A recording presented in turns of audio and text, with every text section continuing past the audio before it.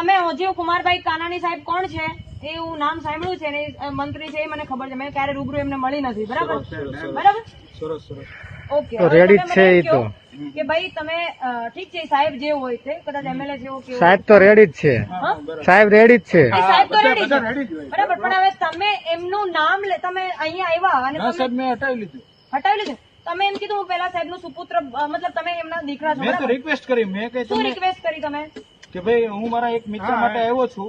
તમે પેલા તો બહાર નીકળવાની પરમિશન કોણે આપી? તમે રાત્રે 9 વાગ્યા પછી બહાર નીકળવાની પરમિશન કોણે આપી? કુમારભાઈ કાનાણી સાહેબને ફોન લગાડો, એમને તમને પરમિશન આપી બહાર નીકળવાની? હવે ગાંડા છે રાત્રે 12 વાગે ઉભા છે? ફોન લગાડો સાહેબને, તમારે ફોન લગાડો, ફોન લગાડો. તમારા ફાધરને ખબર છે તમે અત્યારે અહીંયા છો?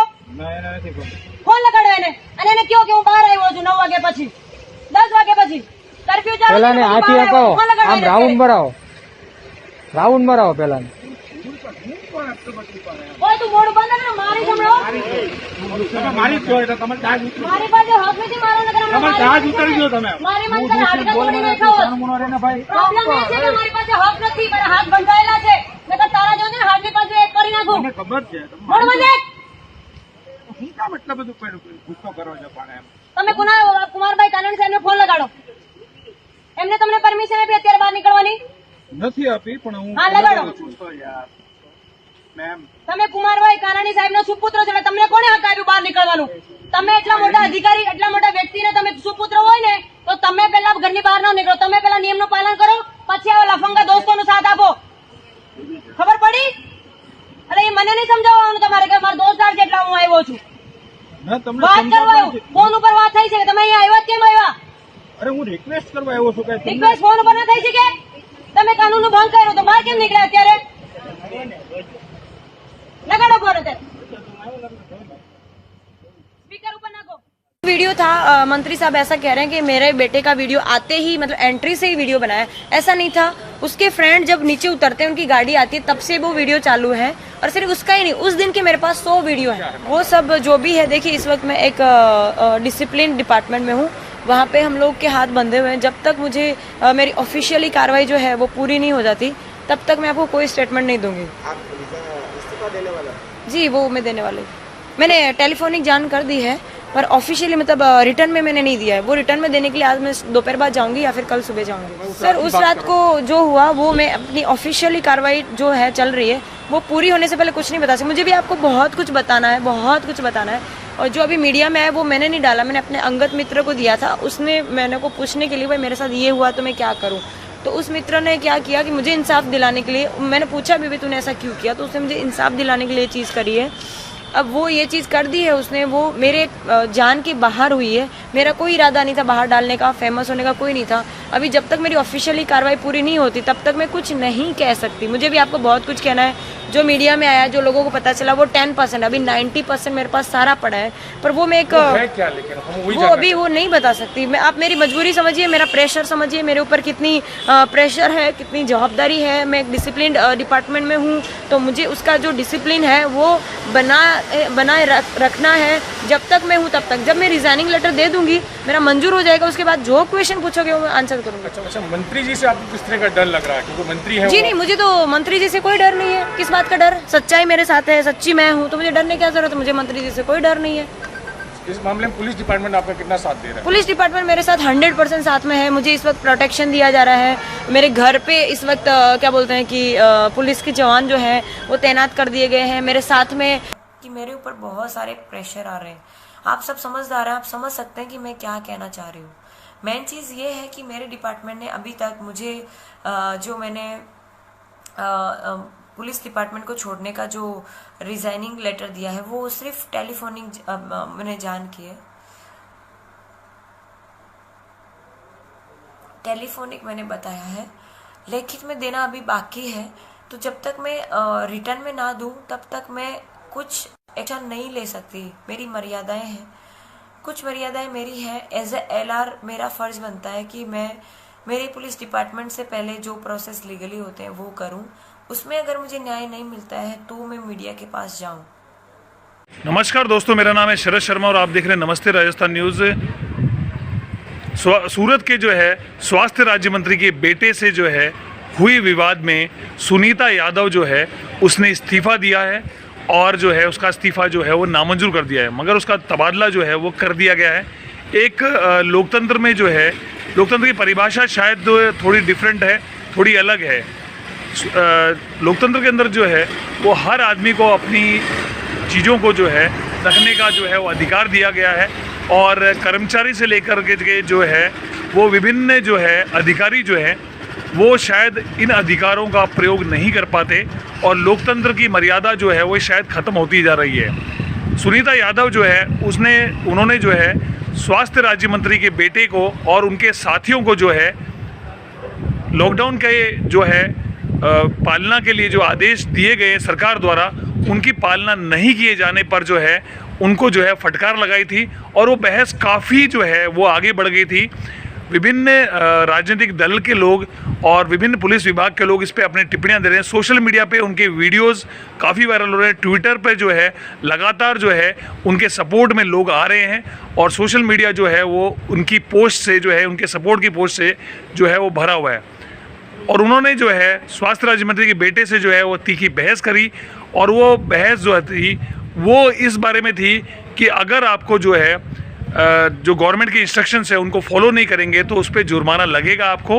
और अगर आप उन्होंने जो है अपनी कार के आगे जो है एमएलए की जो है वो नेम प्लेट भी लगा रखी थी जिसको हटाने के लिए कहा गया। सोशल मीडिया पे वीडियो जो है वो लगातार वायरल हो रहे हैं। आइए दिखाते हैं आपको उसकी पूरी रिपोर्ट।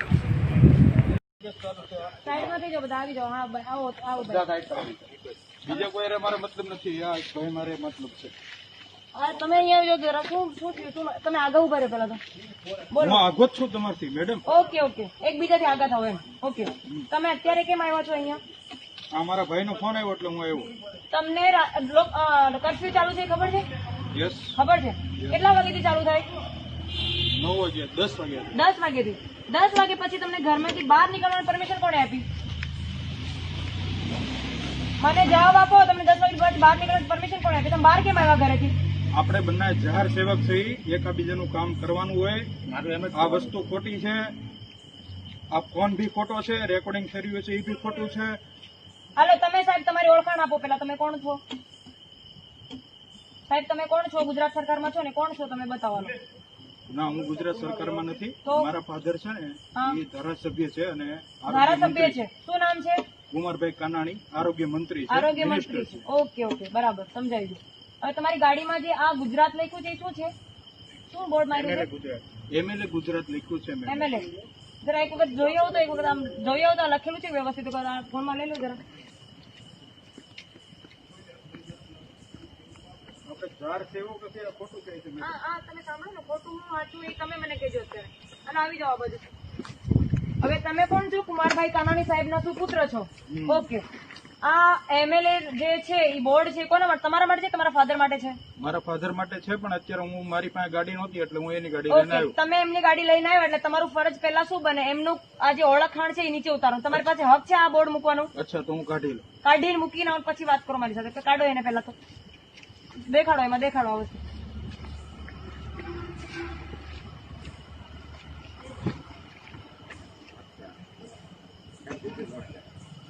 હા, but not there. આવી જાઓ ભાઈ।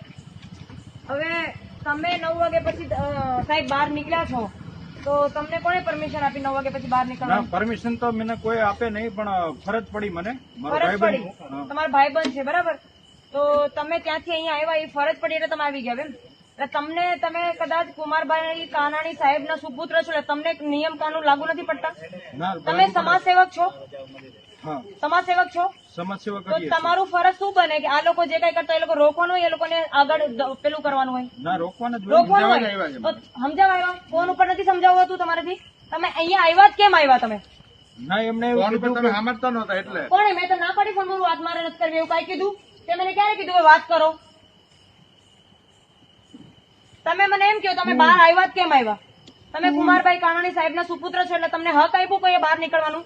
જો કે એ સાહેબને મેં ક્યારે અમે 5 જણા થોડું બંધ રાખ ને હવે। મારી જો બે મોઢું બંધ રાખ. અમે જાણીએ કેમ 5 જણા કોરોના ફેલાઈ દીધો હા, તમે મોઢું બંધ રાખ કીધું ને. બધા અગ્રેસિવ થઈ મોઢું બંધ રાખ.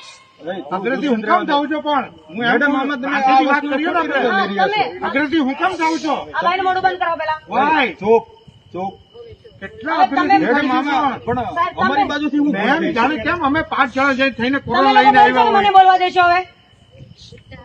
તમે મને એમ કહો, તમે ઓજીવ કુમારભાઈ કાનાણી સાહેબ કોણ છે એ હું નામ સાંભળ્યું છે ને એ મંત્રી છે એ મને ખબર છે. મેં ક્યારે રૂબરૂ એમને મળી નથી. બરાબર બરાબર સરસ સરસ ઓકે. તો હવે ready તમે જ છે મને એમ ઈ તો. કહો કે ભાઈ તમે ઠીક છે સાહેબ જે હોય તે કદાચ એમએલએ જેવો કેવો સાહેબ તો રેડી જ છે હા? સાહેબ રેડી જ છે એ સાહેબ તો રેડી છે બધા ready જ હોય. બરાબર, પણ હવે તમે એમનું નામ તમે અહીંયા આવ્યા અને ના તમે સાહેબ મેં હટાવી લીધું હટાવી લીધું. તમે એમ કીધું હું પેલા સાહેબનું સુપુત્ર મતલબ તમે એમના દીકરા છો મેં તો બરાબર? રિક્વેસ્ટ કરી મેં કે શું તમે રિક્વેસ્ટ કરી તમે? કે ભાઈ હું મારા એક મિત્ર માટે આવ્યો છું તમે પેલા તો બહાર નીકળવાની પરમિશન કોને આપી? તમે રાત્રે 9 વાગ્યા પછી બહાર નીકળવાની પરમિશન કોને આપી? કુમારભાઈ કાનાણી સાહેબને ફોન લગાડો. એમને તમને પરમિશન આપી બહાર નીકળવાની? હવે ગાંડા છે રાત્રે 12 વાગે ઉભા છે. ફોન લગાડો સાહેબને, તમારે ફોન લગાડો. હવે ફોન લગાડો. તમારા ફાધરને ખબર છે તમે અત્યારે અહીંયા છો? ના એને નથી ખબર ફોન લગાડો એને અને એને કહો કે હું બહાર આવ્યો છું 9 વાગ્યા પછી, 10 વાગ્યા પછી કર્ફ્યુ ચાલુ પેલા ને છે, હું હાથી બહાર અપાવો આવ્યો. ફોન લગાડો આમ એને રાઉન્ડ અત્યારે. મરાવો રાઉન્ડ મરાવો પેલા ઓય તું મોઢું બંધ કર, મારી સંભળો. તમે મારી જ છો એટલે તમે ચાર્જ ઉતરી મારી પાસે હક નથી મારવાનો કે તમે ચાર્જ ઉતારી દો તમે મારી મને તને હાડકા તોડી નાખ્યો. પ્રોબ્લેમ એ છે કે મારી પાસે હક નથી, મારા હાથ બંધાયેલા છે. નકર તારા જેવું છે ને હાથની પાસે એક કરી નાખું. મને ખબર છે મોઢું બંધ રાખ. હું કામ એટલા બધું ગુસ્સો કરો છો પણ એમ તમે કુમારભાઈ કાનાણી સાહેબને ફોન લગાડો. એમને તમને પરમિશન આપી અત્યારે બહાર નીકળવાની? નથી આપી પણ હું હા, લગાડો. છું તો યાર મેમ તમે કુમારભાઈ કાનાણી સાહેબનો સુપુત્ર છો ને તમને કોને હક આપ્યું બહાર નીકળવાનું? તમે એટલા મોટા અધિકારી, એટલા મોટા વ્યક્તિને તમે સુપુત્ર હોય ને તો તમે પેલા ઘરની બહાર ન નીકળો. તમે પેલા નિયમનું પાલન કરો, પછી આવા લફંગા દોસ્તોનો સાથ આપો. ખબર પડી? અરે એ મને નહીં સમજાવવાનું તમારે કે મારો દોસ્તાર છે એટલે હું આવ્યો છું. ના તમને વાત કરવા સમજાવવા આવ્યો. ફોન ઉપર વાત થઈ છે કે તમે અહીંયા આવ્યા જ કેમ આવ્યા? અરે હું રિક્વેસ્ટ કરવા આવ્યો છું કે તમને રિક્વેસ્ટ ફોન ઉપર ના થઈ છે કે તમે કાનૂનનો ભંગ કર્યો તો બહાર કેમ નીકળ્યા અત્યારે? लगाड़ो फोन उधर, स्पीकर ऊपर ना गो। वीडियो था मंत्री साहब ऐसा कह रहे हैं कि मेरे बेटे का वीडियो आते ही मतलब एंट्री से ही वीडियो बनाया, ऐसा नहीं था। उसके फ्रेंड जब नीचे उतरते हैं उनकी गाड़ी आती है तब से वो वीडियो चालू है। और सिर्फ उसका ही नहीं, उस दिन के मेरे पास 100 वीडियो है। वो सब जो भी है, देखिए इस वक्त मैं एक डिसिप्लिन डिपार्टमेंट में हूँ, वहाँ पे हम लोग के हाथ बंधे हुए हैं। जब तक मुझे मेरी ऑफिशियली कार्रवाई जो है वो पूरी नहीं हो जाती तब तक मैं आपको कोई स्टेटमेंट नहीं दूंगी। आप इस्तीफा देने वाला? जी वो मैं देने वाली, मैंने टेलीफोनिक जान कर दी है पर ऑफिशियली मतलब रिटर्न में मैंने नहीं दिया है। वो रिटर्न में देने के लिए आज मैं दोपहर बाद जाऊंगी या फिर कल सुबह जाऊंगी। सर उस रात को जो हुआ वो मैं अपनी ऑफिशियली कार्रवाई जो है चल रही है वो पूरी होने से पहले कुछ नहीं बता सकती। मुझे भी आपको बहुत कुछ बताना है, बहुत कुछ बताना है। और जो अभी मीडिया में आया वो मैंने नहीं डाला, मैंने अपने अंगत मित्र को दिया था। उसने मैंने को पूछने के लिए भाई मेरे साथ ये हुआ तो मैं क्या करूँ। तो उस मित्र ने क्या किया कि मुझे इंसाफ दिलाने के लिए, मैंने पूछा भी तूने ऐसा क्यों किया, तो उसने मुझे इंसाफ दिलाने के लिए चीज़ करी है। अब वो ये चीज़ कर दी है उसने, वो मेरे जान के बाहर हुई है। मेरा कोई इरादा नहीं था बाहर डालने का, फेमस होने का कोई नहीं था। अभी जब तक मेरी ऑफिशियली कार्रवाई पूरी नहीं होती तब तक मैं कुछ नहीं कह सकती। मुझे भी आपको बहुत कुछ कहना है। जो मीडिया में आया, जो लोगों को पता चला वो 10%, अभी 90% मेरे पास सारा पड़ा है। पर वो मैं एक है क्या, लेकिन हम वही वो जानना अभी वो नहीं बता सकती मैं। आप मेरी मजबूरी समझिए, मेरा प्रेशर समझिए, मेरे ऊपर कितनी प्रेशर है, कितनी जवाबदारी है। मैं एक डिसिप्लिन डिपार्टमेंट में हूँ तो मुझे उसका जो डिसिप्लिन है वो बनाए रखना है। जब तक मैं हूँ तब तक, जब मैं रिजाइनिंग लेटर दे दूंगी, मेरा मंजूर हो जाएगा, उसके बाद जो क्वेश्चन पूछोगे वो मैं आंसर करूंगा। अच्छा, मंत्री जी से आपको किस तरह का डर लग रहा है, क्योंकि मंत्री है जी वो? नहीं, मुझे तो मंत्री जी से कोई डर नहीं है। किस बात का डर? सच्चाई मेरे साथ है, सच्ची मैं हूँ, तो मुझे डरने की क्या जरूरत है। मुझे मंत्री जी से कोई डर नहीं है। इस मामले में पुलिस डिपार्टमेंट आपका कितना साथ दे रहा है? पुलिस डिपार्टमेंट मेरे साथ 100% साथ में है। मुझे इस वक्त प्रोटेक्शन दिया जा रहा है।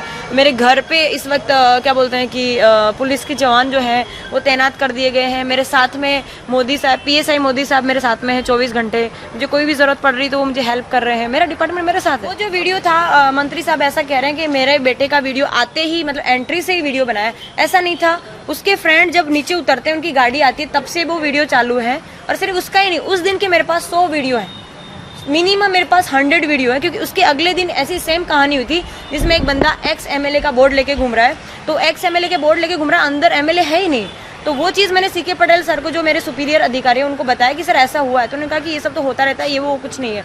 तो वो जो गलत हो रहा था उसका मेरे पास कोई प्रूफ नहीं था, ठीक है, कोई एविडेंस नहीं था। तो मुझे एविडेंस के लिए दूसरे दिन ये सब करना पड़ा। मानगढ़ चौक पे मुझे पहला ही दिन था। जानबूझ के किया, जो वीडियो बनाने थे जानबूझ के बनाया आपने? सबके, सिर्फ एक की नहीं बनाया, सिर्फ मंत्री साहब का नहीं बनाया। मेरे पास 50 वीडियो हैं, जिसमें एक लॉयर कपल भी है जो सबको मतलब इंसाफ दिलवाते हैं। वो लोग मास्क नहीं पहन के निकल रहे हैं, वहाँ पे लोग चलने के लिए निकल रहे हैं, वहाँ पे लोग अलग अलग मतलब बिना रीजन के बाहर निकले। कुछ लोग रात को 10 बजे दवाई लेने निकल रहे हैं, कुछ लोग एक्सरसाइज करने के लिए निकल रहे हैं। तो उन सबके मैंने वीडियो बनाया ताकि मैं अपने सुपीरियर जो ऑफिसर्स हैं उनको बता सकूँ कि सर अपनी एरिया में जो पब्लिक है वो इस तरह का कानून नहीं मान रही है और इस तरह के बहाने बना रही है। मेरा ये जो रिजाइनिंग देने का कारण है वो ये है कि मेरे पास पावर नहीं है।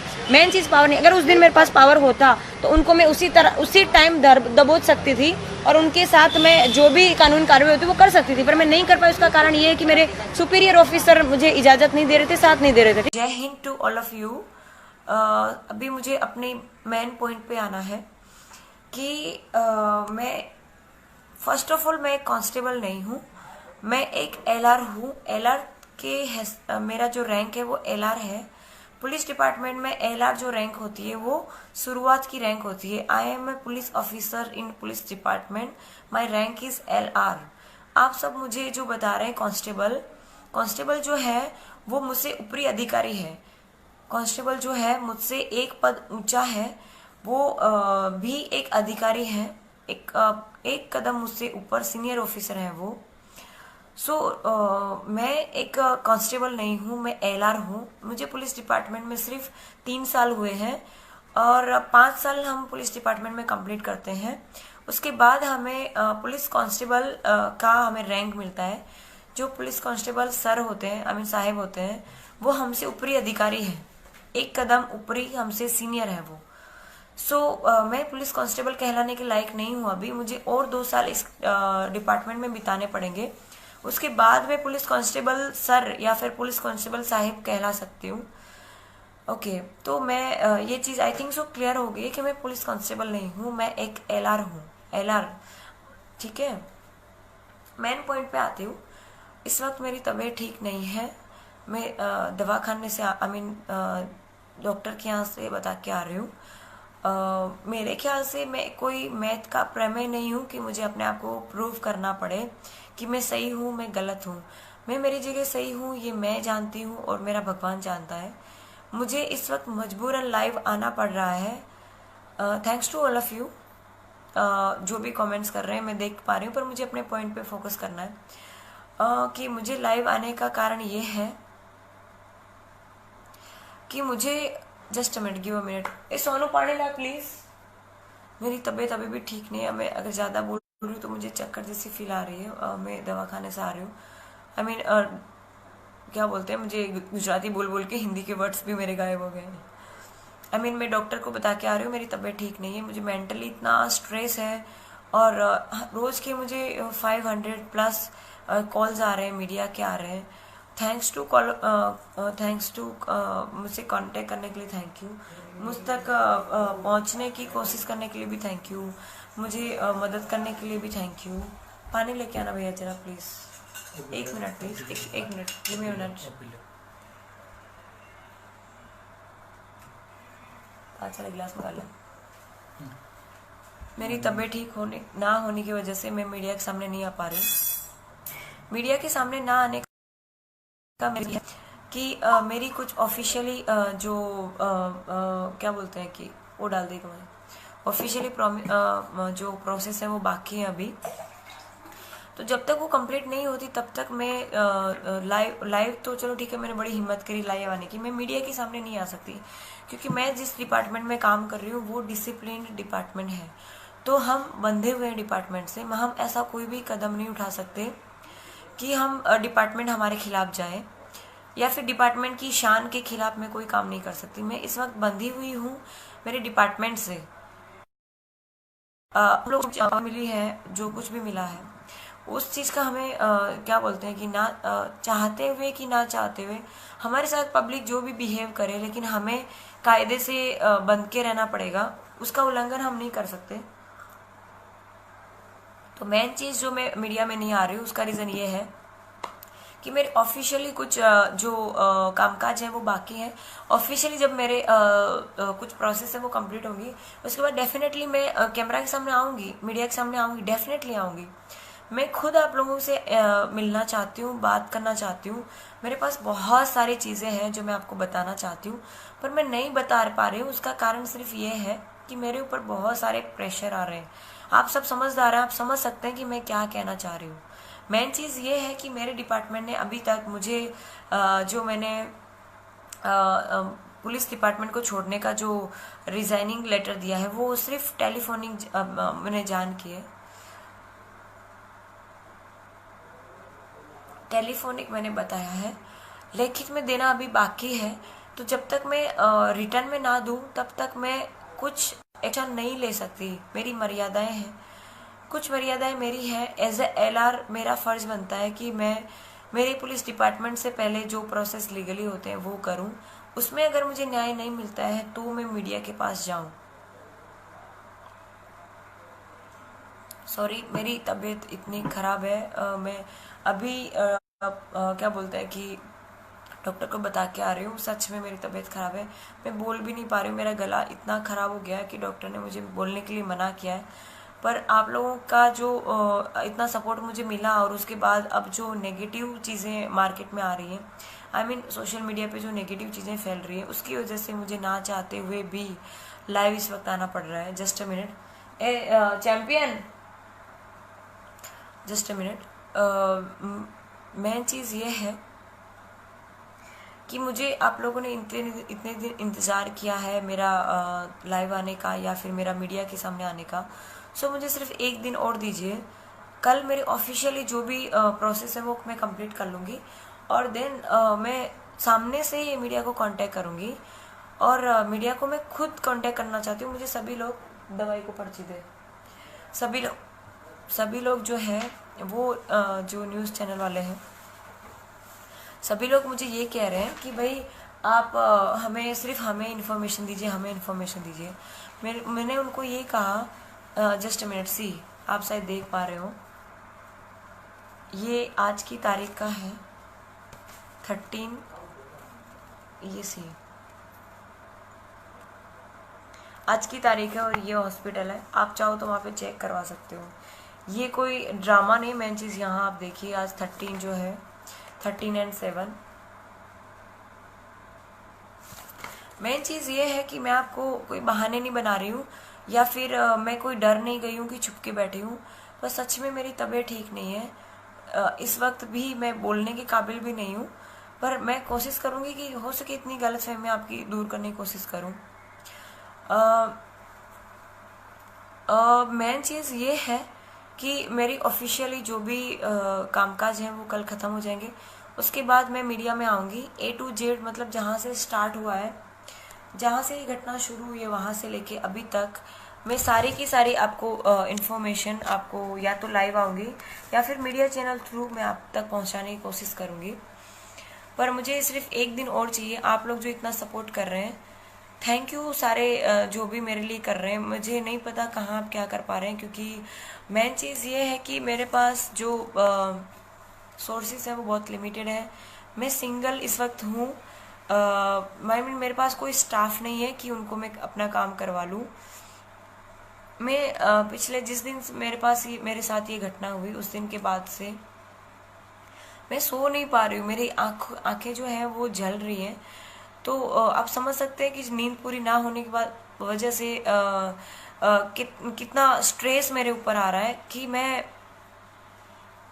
जस्ट अ मिनट, ये ग्लूकोज का कि कुछ लोग जो हैं वो कमेंट कर रहे हैं कि ये क्या है, ये ग्लूकोज का पानी है, कोई नशीली पदार्थ नहीं है। और अगर नशीली पदार्थ होती तो मैं आपके सामने क्यों पीती। मुझे इस वक्त चक्कर आ रहे हैं, मैं बोल नहीं पा रही हूँ। मुझे बहुत ही एकदम लाइट फील हो रहा है, दैट्स वाई। लेकिन फिर भी आपको लगे कि मैं शायद ड्रामे कर रही हूँ तो मैं शायद ग्लूकोज का पानी नहीं पीऊँगी। मुझे अगर ज़रूरत पड़ेगी अब तो मैं सिंपल पानी पी लूँगी। मैं सिर्फ ये बता रही हूँ। अगेन मैं बोलना चाहती हूँ कि मैं कोई प्रमेय नहीं हूँ कि मुझे आप लोगों को प्रूव करना पड़े।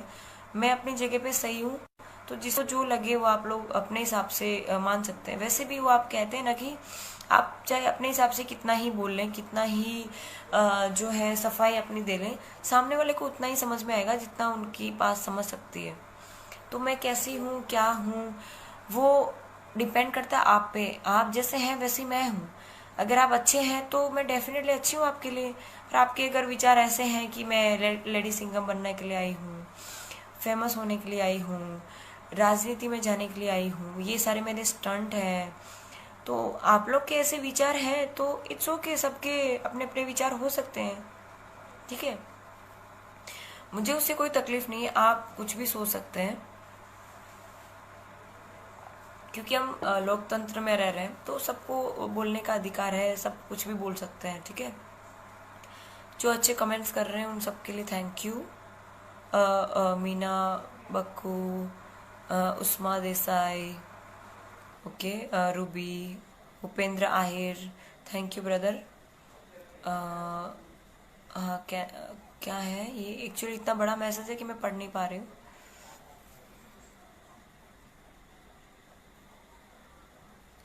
मुझे डॉक्टर ने बोलने के लिए मना किया है, पर मेरा चक्कर आ रहे हैं मुझे, पर अब मैं ज़्यादा देर बात नहीं कर पाऊंगी। मैं आपको सिंपली 2 बातें मैन जो है वो मैं करके अपनी मुझे लाइव से बाहर आना पड़ेगा।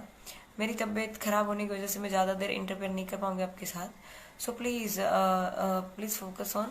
राइट नाउ वी आर 10,000 प्लस, right now we are 11,000। Okay, again जो लास्ट में जुड़े हैं उन सबको जय हिंद। मेन चीज़ ये है, अगेन आई रिपीट, जो नए जुड़े हैं उनको बता दूं कि बार बार रिपीट इसलिए कर रही हूँ क्योंकि कुछ लोग नए आए हैं। मैं अभी तक मीडिया में नहीं आ रही हूँ, उसका रीज़न सिर्फ ये है कि मेरी कुछ ऑफिशियली जो काम है वो बाकी है, प्रोसेस बाकी है। जब मेरी ऑफिशियली प्रोसेस जो है वो कंप्लीट हो जाएंगी, मैं सामने से कांटेक्ट करूँगी। और कल की जो घटना है वो आप देख सकते हैं कि मेरे जो लोकल न्यूज़ रिपोर्टर हैं उन लोगों ने मुझे जो लेडी सिंगम का मुझे जो विरुद्ध दिया था उसको चेंज करने की कोशिश कर रहे हैं। वो लोग बता रहे हैं कि मैं मेंटली डिस्टर्ब हूँ या फिर साइको टाइप हूँ क्योंकि बहुत गुस्सा कर रही हूँ। पर मैं गुस्सा क्यों कर रही हूँ उसके पीछे का रीज़न भी देखिए। कल की ये घटना बताती हूँ, आपको शायद समझ में आ जाए कि मार्केट में जो आज नेगेटिव आ रहा है मेरे लिए वो क्यों आ रहा है। वैसे मेरा तो ऐसा मानना है कि रावण होगा। अगर रावण नहीं होता तो आपको क्या लगता है राम की कोई वैल्यू होती, राम को कोई जान रहा होता?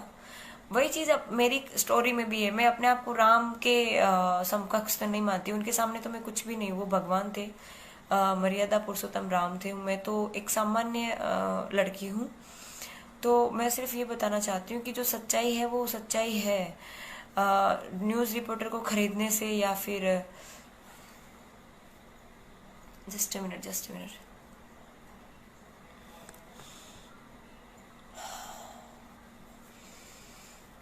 मतलब मीडिया को खरीद लेने से कोई सच्चाई मतलब दब नहीं जाएगी। मेरे जो अपोजिट में मतलब कुमार भाई कानानी जो है उन्होंने बताया है 2-3 बार वो कैमरे के सामने आ चुके हैं। उन्होंने बताया कि मैंने ये कहा है, मैंने वो कहा है, मैंने ये किया है, मैंने वो किया है, मैंने गालियाँ दी है, मैंने ठीक से बिहेव नहीं किया। तो आप लोग जो देख रहे हैं वो सारा का सारा जो सीन है, आप जो भी वीडियो वायरल हुआ है, ऑडियो वायरल हुआ है, वो लास्ट सीन है। अभी जो क्या बोलते हैं कि मीडिया के पास जो आया है, सोशल मीडिया के पास जो आया है वो सिर्फ 10% है। अभी पूरी मूवी बाकी है। वो मूवी कल मैं रिलीज करने वाली हूँ, ठीक है। तो आपने इतना इंतज़ार किया तो सिर्फ एक दिन और सही। अभी मैं ज़्यादा बोल नहीं पाऊंगी, मुझे लिटरली चक्कर आ रहे हैं। मैं सच में मेरी तबीयत ख़राब है। मैंने आपको प्रूफ भी दिखाया है, मुझे ज़रूरत नहीं आपको प्रूफ करने की, पर आप मेरे शुभ चिंतक हैं, आप मुझे इतना साथ दे रहे हैं। दैट्स वाई मुझे आपको बताना पड़ रहा है कि एक सेकेंड,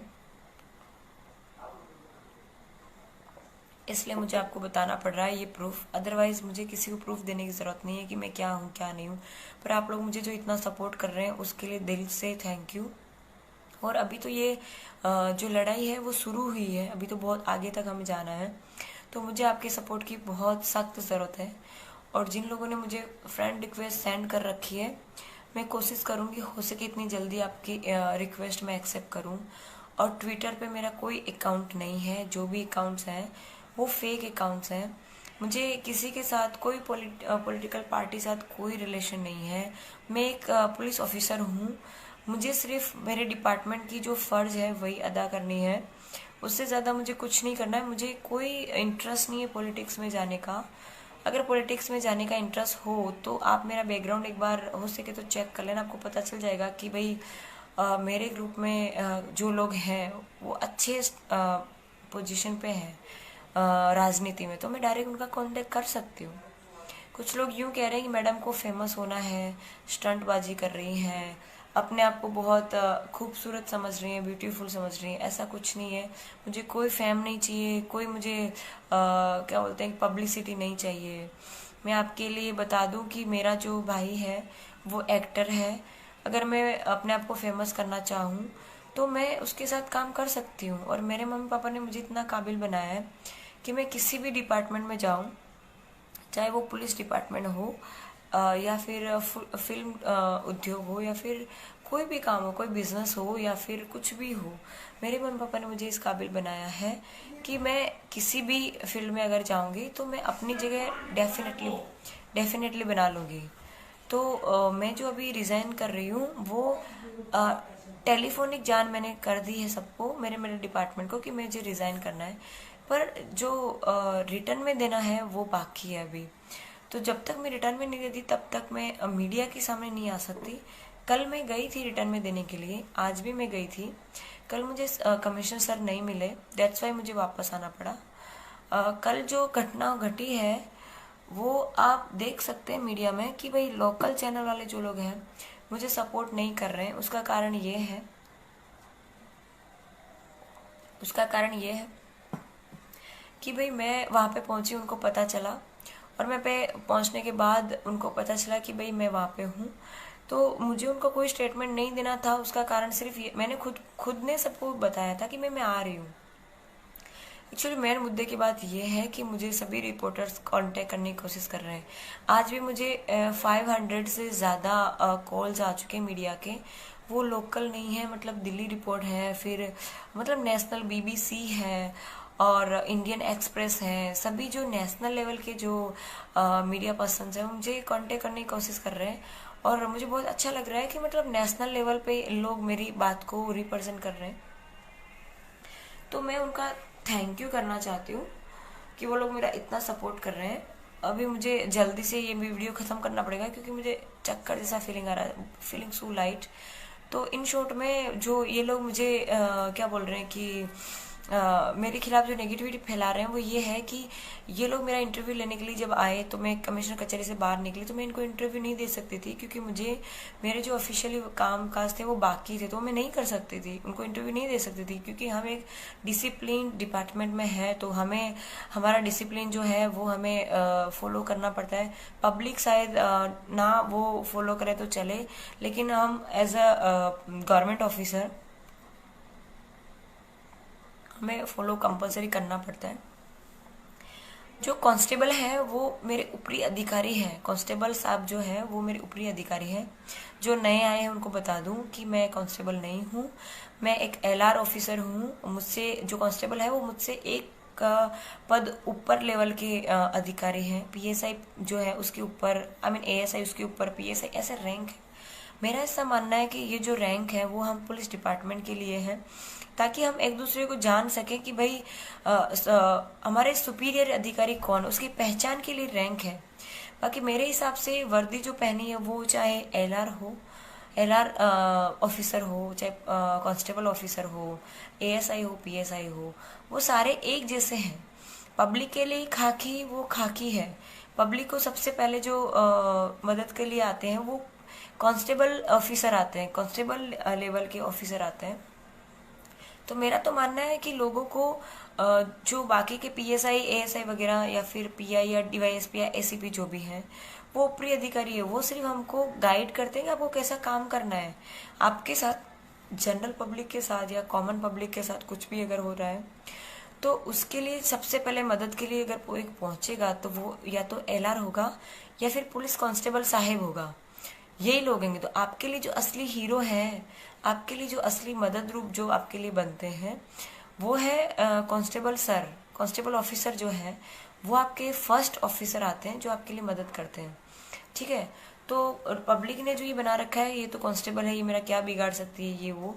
तो मैं यहाँ एलआर के पद पे रह के आपको ये बताना चाहती हूँ कि एलआर की जगह पे रह के जो मैं इतना कर सकती हूँ, जो स्टार्टिंग की ऑफिसर पुलिस डिपार्टमेंट की ये कर सकती है, तो जो एएसआई है, पीएसआई है, जो पीआई है, एससीपी है, तो वो उनके पास कितना पावर है। जो पावर जो है वो रैंक में नहीं है, पावर जो है वो खाकी वर्दी में है। हम लोग रात दिन 6 महीने तक हम लोग ट्रेनिंग करते हैं, तब जाके हमें सिर्फ पैंट पहनने को मिलता है। शर्ट हमें पूरे 9 महीने की हम क्या बोलते हैं कि ट्रेनिंग कंप्लीट करते हैं। भाई वो चक्कर आवे છે મને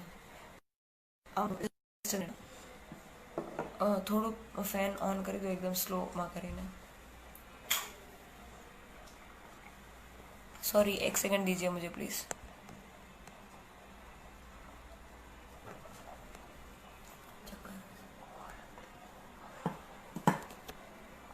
સોરી, મારે હવે લાઈવમાંથી જવું પડશે, મને સિરિયસલી તબિયત બહુ ખરાબ થઈ રહી છે। મારા ખ્યાલ પ્રમાણે તમે मतलब लास्ट में मैं सिर्फ आपको इतना ही कहना चाहूँगी कि लिटरली मेरी तबीयत बहुत ख़राब है और आप मुझे प्लीज़ समझिए, क्योंकि मेरे ऊपर पॉलिटिकल पावर जो है वो अप्लाई किया जा रहा है। मुझे जान से मार देने तक की धमकियाँ आ रही है और मेरे, आप मानोगे नहीं, मेरी सोसाइटी के नीचे पुलिस फोर्स आ चुकी है। मुझे प्रोटेक्शन दिया गया है।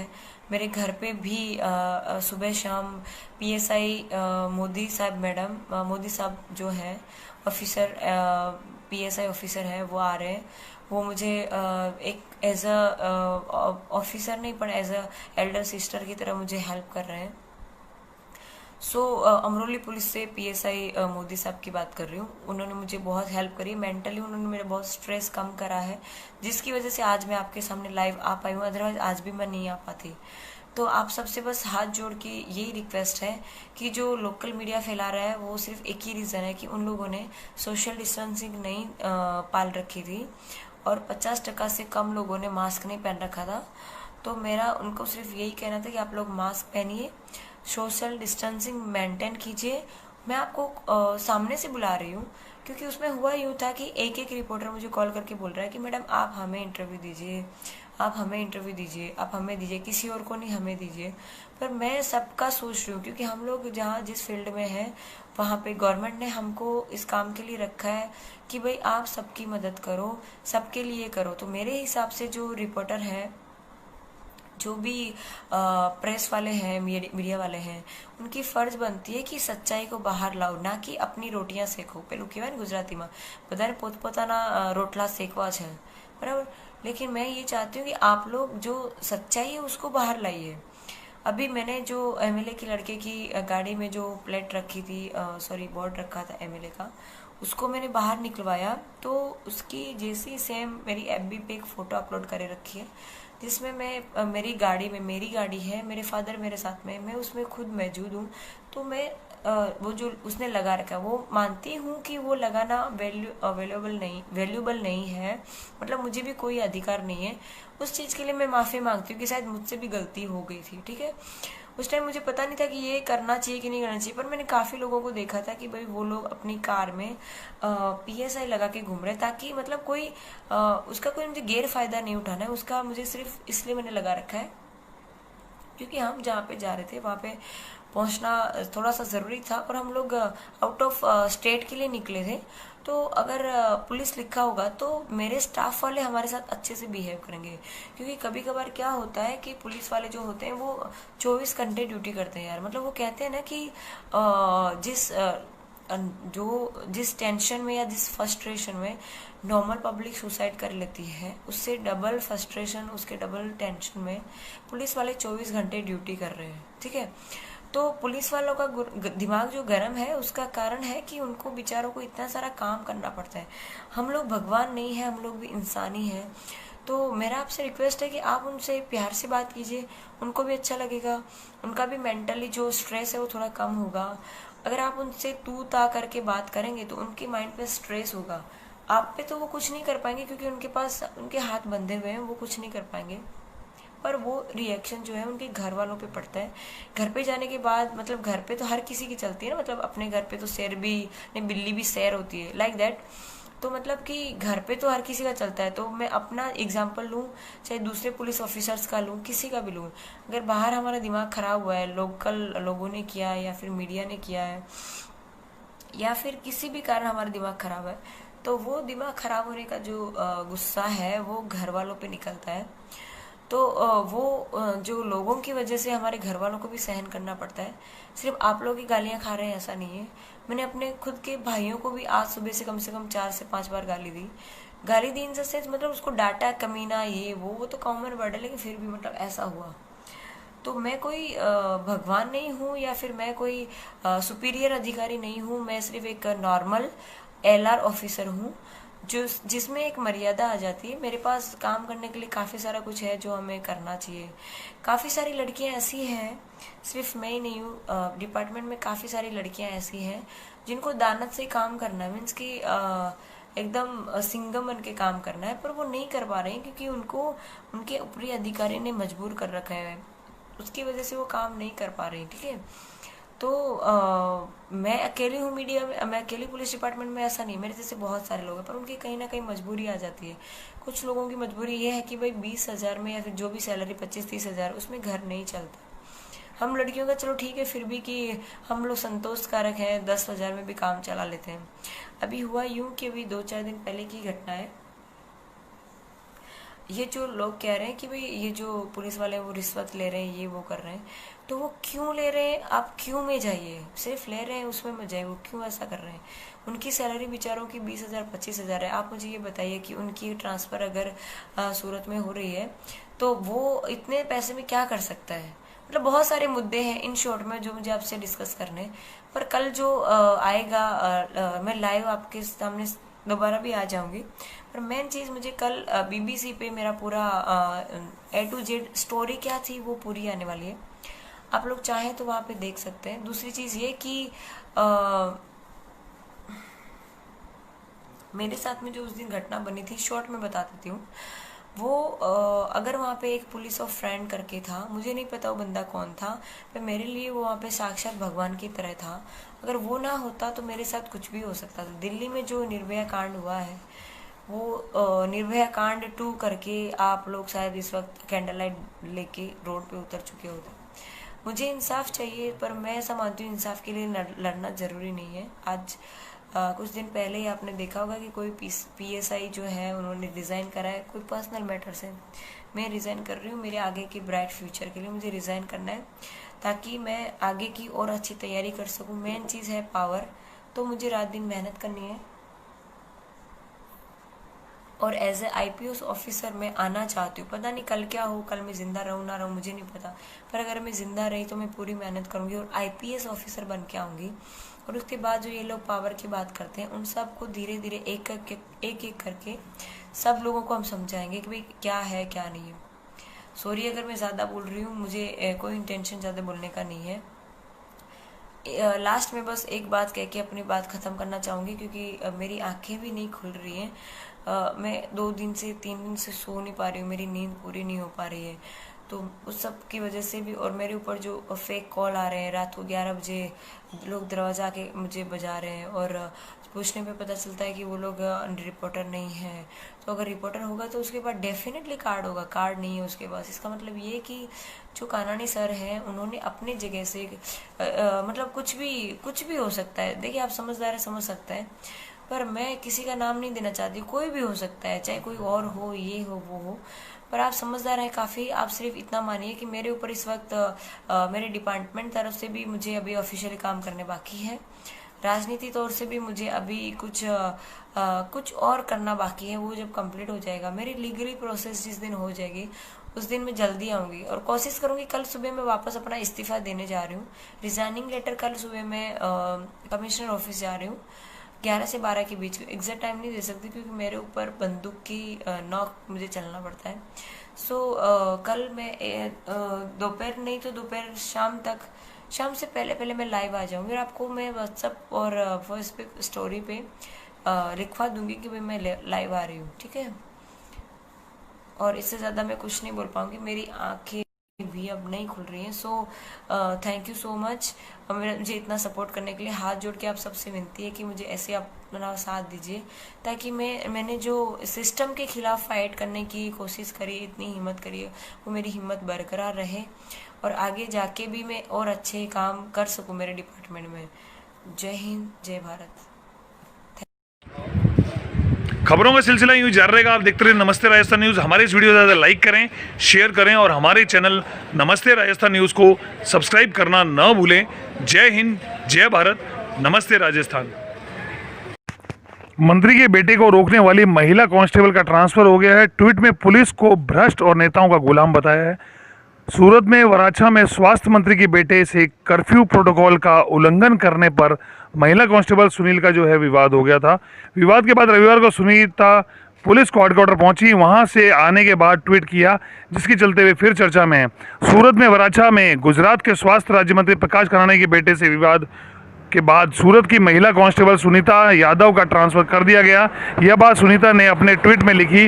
शनिवार शाम को हुए इस विवाद के बाद सुनीता रविवार शाम को पुलिस हेडक्वार्टर पहुंची। हेडक्वार्टर में आने के बाद उन्होंने ट्वीट पर एक ट्वीट किया, जिसमें लिखा कि मामले के बाद मुझे मेरे सीनियर ने छुट्टी पर भेज दिया है। जब मैंने इस्तीफा दिया तो मेरा इस्तीफा भी नामंजूर कर दिया। अब मेरा उस क्षेत्र से ट्रांसफ़र कर रहे हैं। ट्रांसफ़र होना मतलब तौहीन होना और मंत्री के बेटे की मन की होना, जो मुझे मंजूर नहीं है। सुनीता यादव ने अपने ट्विटर पर लिखा, मामले के बाद मुझे मेरे सीनियर ने छुट्टी पर भेज दिया है। जब मैंने इस्तीफा दिया तो मेरे इस्तीफे को भी उन्होंने नामंजूर किया। अब मेरे उस क्षेत्र में ट्रांसफ़र कर रहे हैं। ट्रांसफ़र होना मतलब तौहीन होना, मंत्री के बेटे की मन की होना, जो मुझे मंजूर नहीं है। पुलिस सिस्टम को भ्रष्ट और नेताओं का गुलाम बताया। सुनीता ने अपने ट्विटर पर लिखा, मैं सरकारी नौकरी करती हूँ, किसी के बाप की नहीं। वह और ही लोग होंगे जो नेता और मंत्रियों की गुलामी करते हैं। हमने अपने स्वाभिमान से समझौता नहीं करके नौकरी की है और भारत माता की शपथ ली है। इस वर्दी की खातिर मैं माफ़ी मांगूंगी और किसकी माफ़ी? मैं माफ़ी मांगूंगी और किसकी माफ़ी? कभी नहीं। ट्विटर पर सुनीता ने लिखा है। एक अन्य ट्वीट में सुनीता ने लिखा है कि नेताओं की जो है गुलामी भ्रष्ट सिस्टम ने भी जी भरकर की है, क्योंकि उन्हें अपने स्वाभिमान और वर्दी से ज़्यादा पैसा प्यारा था और उसी कमज़ोर और भ्रष्ट सिस्टम के कारण नेता आज कुछ अपने कर्मचारियों को भी एक नाप तोल रहे हैं, लेकिन हम झुकने वालों में से नहीं हैं।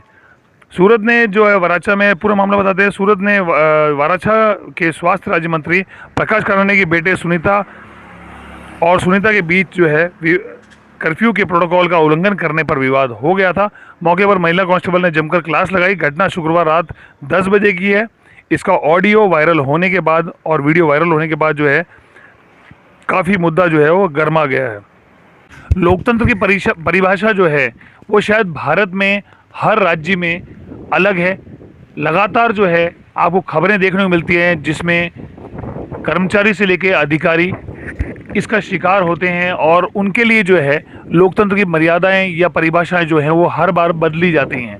एक बड़ी खबर जो निकल के काफ़ी दिनों से सोशल मीडिया से लेकर के और प्रिंट मीडिया और इलेक्ट्रॉनिक मीडिया में जो है वायरल हो रही है। वराछा में स्वास्थ्य मंत्री राज्य मंत्री कुमार कानाणी के बेटे प्रकाश और महिला सिपाही सुनीता यादव के बीच जमकर बहसबाजी हुई थी।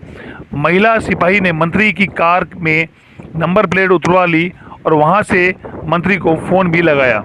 यानी गुजरात में जो है जब महिला कांस्टेबल ने मंत्री और उसके बेटे को जो है पढ़ाया कानून का पाठ, ये नाम से जो है वीडियो जो है काफ़ी सोशल मीडिया पर वायरल है। पूरी खबर बताते हैं आपको। गुजरात के सूरत में एक महिला सिपाही ने साबित कर दिया कि वर्दी और फर्ज से बड़ा कुछ नहीं होता। गुजरात के स्वास्थ्य राज्य मंत्री कुमार कानाणी के बेटे प्रकाश कानाणी अपने समर्थकों को कर्फ्यू उल्लंघन मामले में छुड़वाने पहुंचे थे, लेकिन महिला पुलिस सिपाही सुनीता यादव ने प्रकाश कानाणी को ही कानून का पाठ पढ़ा दिया। महिला सिपाही और राज्य मंत्री के बीच फ़ोन काफ़ी देर कहा सुनी हुई।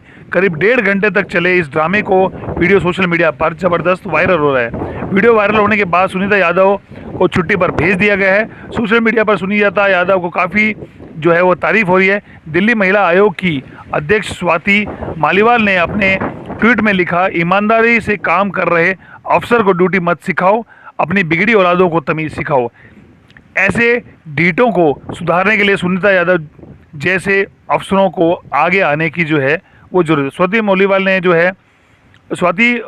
ने जो है अपने ट्विटर पर लिखा है, ईमानदारी से काम कर रहे अफसर को ड्यूटी मत सिखाओ, अपनी बिगड़ी औलादों को तमीज़ सिखाओ। ऐसे डीटों को सुधारने के लिए सुनीता यादव जैसे अफसरों को आगे आने की जरूरत है। आपको बताते हैं पूरा मामला क्या था। दरअसल शुक्रवार की रात 10 बजे करीब कर्फ्यू के दौरान राज्य मंत्री कुमार काणानी के समर्थक बिना मास्क पहने सूरत के वराचा में घूम रहे थे। उस दौरान ड्यूटी पर तैनात महिला सिपाही ने समर्थकों को रोका। इसके बाद प्रकाश काणानी अपने समर्थकों को छुड़ाने वहां पहुंचे, लेकिन महिला सिपाही ने उनकी एक भी नहीं सुनी और पिता से बात करने को कहा। सुनीता यादव ने मंत्री से सवाल किया कि जब कर्फ्यू शहर में लगा हुआ है तो आपके बेटे बिना मास्क पहने बाहर कैसे निकले? क्या नियम कानून सबके लिए अलग अलग है? महिला ने यह मंत्री से सीधा सवाल पूछा है कि जब आप गाड़ी में मौजूद नहीं थे तो आपके नाम की नेम प्लेट कैसे लगी है? पूरी घटना का वीडियो सोशल मीडिया पर ज़बरदस्त वायरल हो रहा है। इसके साफ तौर पर देखा जा सकता है कि महिला कांस्टेबल अपने फ़र्ज निभा रही हैं। हालांकि इस पूरे मामले पर विधायक का आरोप है कि संगीता यादव ने अपने बेटे के साथ उसके बेटे के साथ बदतमीजी करी। इसके बाद पुलिस ने इस वीडियो का संज्ञान लिया और जाँच के आदेश दिए। कहा जा रहा है कि सिस्टम से तंग आकर सुनीता यादव ने इस्तीफ़ा दे दिया है। तो मंत्री के बेटे को हड़काने वाली कांस्टेबल सुनीता यादव को अब जो है वो फ़ोन पर धमकियां मिल रही है। सुनीता यादव गुजरात को लेकर के लोक रक्षक दल LRD की कांस्टेबल LR हैं, जो कांस्टेबल से एक जूनियर पोस्ट होती है। राज्य के स्वास्थ्य मंत्री के बेटे को कर्फ्यू तोड़ने को लेकर 20 सड़क रोककर हड़का उन्होंने दिया है। इसे लेकर वो चर्चा में आई हैं, लेकिन उन्हें अपने पद से जो है इस्तीफे का ऐलान करना पड़ गया है। अब उन्होंने दावा किया है कि उनकी जान को खतरा है, उन्हें पुलिस सुरक्षा जो है वो दी जाए। सुनीता यादव ने मीडिया को जो है बताया है कि उन्हें पुलिस फोर्स से इस्तीफा दिया है। उन्होंने आगे जोड़ा कि वो IPS अधिकारी बनना चाहती हैं, इसके लिए वो तैयारी करना चाहती हैं ताकि पुलिस फोर्स में वापस आ सकें। सुनीता यादव ने कहा है कि मेरी लड़ाई सुनीता यादव के लिए नहीं है, मेरी लड़ाई खाकी वर्दी के लिए है। मुझे फ़ोन पर कई धमकियां मिली। एक फ़ोन करने वाले ने बोला, तुम देश के लिए बहुत काम कर रही हो, मुझे नहीं लगता बहुत दिन जी पाओगी। उन्होंने मसला सुलझाने के लिए 50 लाख रुपए का भी ऑफर दिया है। 3 दिन पहले मुझे फ़ोन आया। इसके बाद मैं सूरत पुलिस कमिश्नर के पास पुलिस प्रोटेक्शन के लिए गई। फ़ोन गुजरात के बाहर से लग रहा था। पिछले 3 दिनों में 2 महिला पुलिसकर्मी उनके आवास पर तैनात हैं। उनके आवास अलावा 2 पुलिसकर्मी उनके अपार्टमेंट के मेन गेट पर तैनात हैं। सुनीता यादव ने कहा कि अगर मैं सड़क पर आती हूँ तो भी मीडिया के लोगों के अलावा कुछ लोग मेरा पीछा करते हैं। 8 जुलाई को जो है ये घटना हुई थी। चर्चित जो घटना 8 जुलाई की है। अब कांस्टेबल सुनीता यादव ने 5 लड़कों को पेट्रोलिंग के दौरान रोका था। इन्हें गुजरात के स्वास्थ्य मंत्री किशोर कानानी के बेटे प्रकाश से उनकी तीखी बहस हुई। शख्स ने मंत्री के बेटा होने का दावा करते हुए कहा कि वो अपने दोस्तों की मदद के लिए आया है। गाड़ी पर विधायक की प्लेट होने को लेकर भी वो भड़की। इसका वीडियो वायरल हो रहा है सोशल मीडिया पे। 11 जुलाई को प्रकाश और उनके 2 दोस्त दीपक गोधानी और संजय काकड़िया को कर्फ्यू तोड़ने के आरोप में गिरफ्तार किया गया। बाद में उन्हें बेल पर रिहा कर दिया गया। इस मामले पर एक जांच ACP F division JK Pandya को दी गई है।